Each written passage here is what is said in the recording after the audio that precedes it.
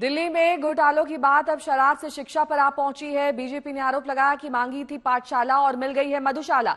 वहीं अरविंद केजरीवाल ने ट्वीट से जवाब दिया कि अभी एमसीडी के स्कूलों की हालत बेहद खराब है। एमसीडी चुनाव जीतने के बाद उन्हें भी बेहतर बनाया जाएगा।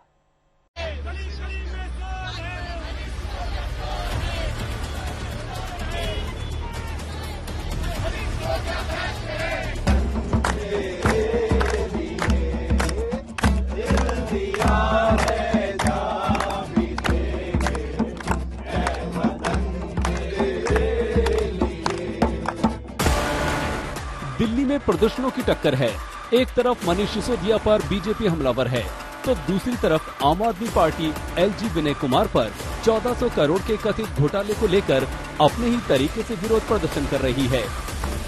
विधानसभा में पूरी रात गीत संगीत वाला प्रदर्शन चला।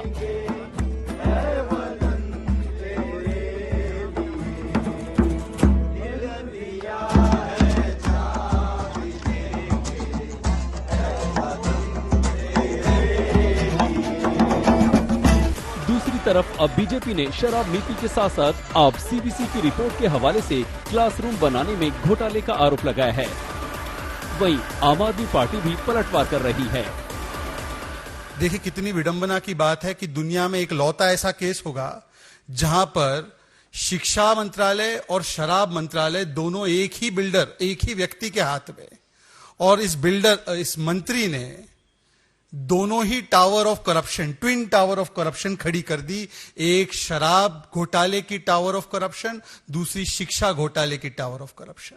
और जनता पूछ रही है कि केजरीवाल जी ऐसी क्या मजबूरी है आपकी कि ये दो twin tower of corruption of Delhi के ट्विन टावर ऑफ करप्शन को ध्वस्त करने में या कम से कम उनका इस्तीफा लेने में आप इतना कतरा क्यों रहे? मॉडल तो ये भी बन गया है कि मांगा जनता ने पाठशाला, दिया केजरीवाल ने मधुशाला। हम तो भारतीय जनता पार्टी से पूछ रहे हैं कि उनको सरकार गिराने की क्या जरूरत थी, उनको ऐसी कोशिशों की क्या जरूरत थी कि मनीष सिसोदिया जी पे झूठे केस किए जाएं, उन पे सीबीआई का 14 घंटे का छापा मारा जाए, उनको ये कहा जाए, ऑफर दिया जाए कि अगर भारतीय जनता पार्टी में आ गए तो तुम्हें सीएम बना देंगे, सारे केस खत्म कर देंगे। क्यों उनको जरूरत थी कि हमारे विधायकों को 20-20 करोड़ के ऑफर दी जाए? भारतीय जनता पार्टी डेमोक्रेसी की, लोकतंत्र की, सरकारों की एक सीरियल किलर है। ये कोई पहली बार नहीं है जब किसी राज्य की सरकार को गिराने की साजिश हो रही है। बार बार भारतीय जनता पार्टी ये साजिश करती रही है। कल बीजेपी प्रवक्ता गौरव भाटिया ने प्रेस कॉन्फ्रेंस कर कई सवाल उठाए थे। आज मनोज तिवारी और शहजाद पूनावाला ने बीजेपी की तरफ से प्रेस कॉन्फ्रेंस की। बात निकली तो पाठशाला से मधुशाला तक पहुँच गयी। मॉडल तो ये भी बन गया है कि मांगा जनता ने पाठशाला, दिया केजरीवाल ने मधुशाला। मांगा जनता ने पाठशाला, दिया केजरीवाल ने मधुशाला। और अब जब हम सवाल पूछते हैं कि इस मधुशाला में जिस प्रकार से हुआ घोटाला, तो अब ये जवाब देने के बदले कभी न्यूयॉर्क टाइम्स पर चले जाते हैं, कभी एलजी पर चले जाते हैं, कभी गुजरात चले जाते हैं, कभी 2024 चले जाते हैं, कभी असेंबली में पहुंच जाते हैं। असेंबली में किसी भी बहुमत टेस्ट की जरूरत नहीं है। जनता जो है वो करप्शन का टेस्ट चाहती है, कॉन्फिडेंस का टेस्ट नहीं चाहती।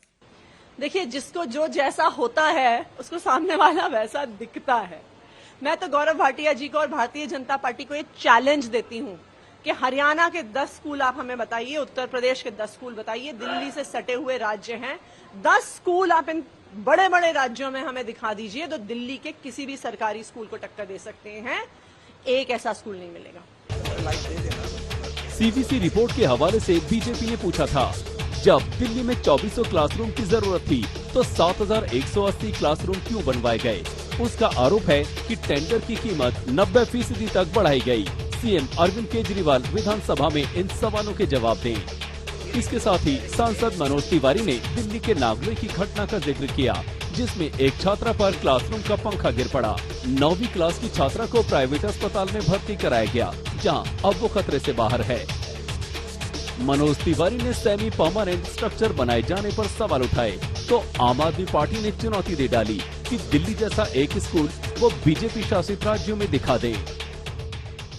जिस दिल्ली सरकार के स्कूलों में मात्र 350 स्कूलों में ही साइंस पढ़ने की व्यवस्था है। बाकी 1024 के स्कूलों में साइंस पढ़ने की व्यवस्था ही नहीं। यहां कोई रमन नहीं निकल सकता, यहां कोई वैज्ञानिक नहीं निकल सकता। और उस शिक्षा व्यवस्था की तारीफ करते ये थकेंगे नहीं। हमारी आवाज को आप मानहानि लाकर चाहे जितना भी रोकने की कोशिश करो, अरविंद केजरीवाल, मनीष सिसोदिया, लेकिन आपको यह जवाब देना होगा कि दिल्ली सरकार ने 5 लाख का कमरा 33 लाख में कैसे बनाया, टॉयलेट्स को भी कमरा क्यों गिना, और आज बेटियां, बच्चे असुरक्षित क्यों हैं, स्कूलों में पंखे क्यों गिर रहे हैं, इसका भी जवाब आपको देना होगा। अगर बच्चों को अच्छे क्लासरूम की जरूरत है तो हम बेस्ट क्वालिटी क्लासरूम देंगे।